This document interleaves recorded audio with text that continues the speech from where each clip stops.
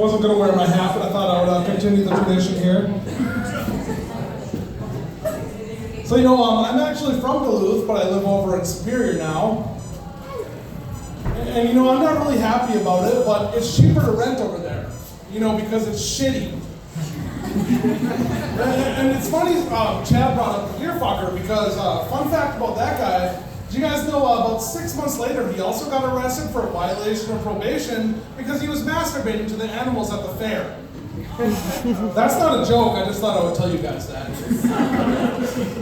But I also recently read an article about a guy from Florida, and it said that this man sodomized a flamingo to death in front of a crowd of onlookers.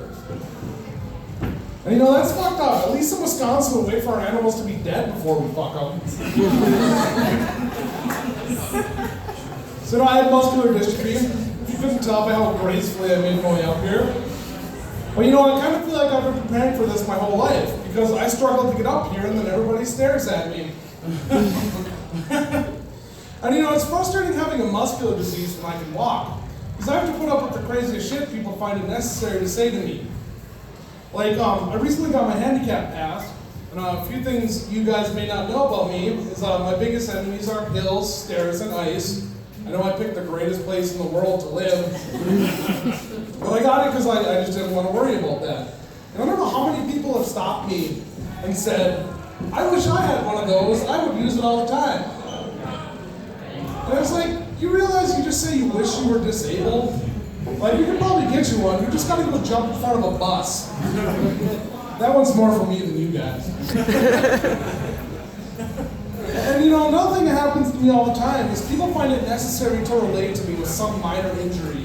Like, oh, I hurt my back once, I know what it's like. No, you don't. This shit's for life. That's like telling someone with AIDS if you had the flu real bad once. And another time I had a gym teacher tell me to get over it. It can't be that bad. And at first I was so mad I wanted to beat the shit out of that dude. But then I thought about it and I realized it was just a matter of perspective. Because really, what could be worse than being a fucking gym teacher?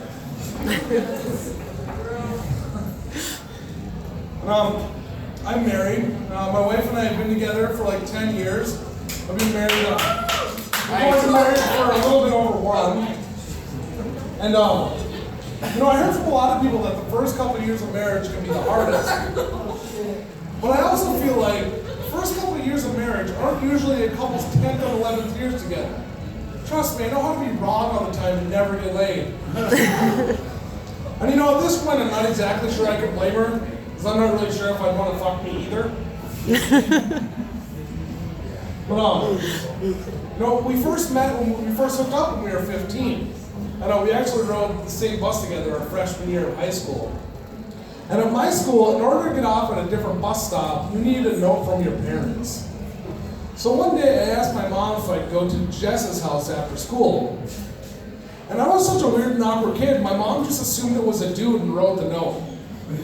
So I guess my mom was my first wingman.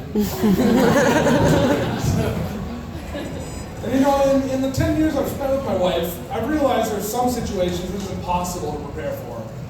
Like every year I like to make my own salsa. I grow my own peppers and I make it in a blender. Now one year I did this and I neglected to wash under my fingernails. So later on my wife and I are fooling around and she looks at me and she says it's hot. And I'm like, I know, I'm that good. Trust me, I'm not. I'm married, who do I need to impress? And she's like, no, it's hot, it's on fire. And I realized what she meant. So I jump up totally naked and I'm running back and forth like, what do? Do I throw water on it? Is it like a grease fire? Do I throw baking soda on it? It was terrifying. And somehow I really don't think that's what people mean when they say spice up your love life. And another situation I found myself in happened right after we got married. My wife fell and broke her foot. And then a little while later, she took a class on domestic violence in college. So she was wearing the ring I just gave her and limping around town in a big-ass boot, reading a book called Domestic Violence and Its Effects. And when people asked her what happened, she would just say, I fell. So I got to walk around looking like the villain from every fucking Lifetime movie for 2 months. There was nothing I could do to help myself in that situation. So, How many people like weed? You know, I've been smoking weed for longer than I've been driving a car, and I always thought I was pretty good at it. But then I met Scott Zank. I don't know if you guys remember him from earlier, but one night after a show, he invited me over to his house. And he's like, hey man, you want to do some dabs? And I don't know about you guys, but I've been here my entire life. Like, dabs are a brand new thing to us. Like, when I was growing up, we had good weed and shitty weed. We didn't have all this name brand stuff and wax or whatever. But I'm thinking, what's the worst that can happen? I mean, I've been doing this a long time. Now, about 8 dabs later, I'm too high to basically exist. Like, I'm about to have a panic attack. I swear, I looked over at his chihuahua, and it's like, you messed up, man. And I'm freaking out, and I gotta get over there. So I just make up some lame excuse, like, hey man, I gotta go.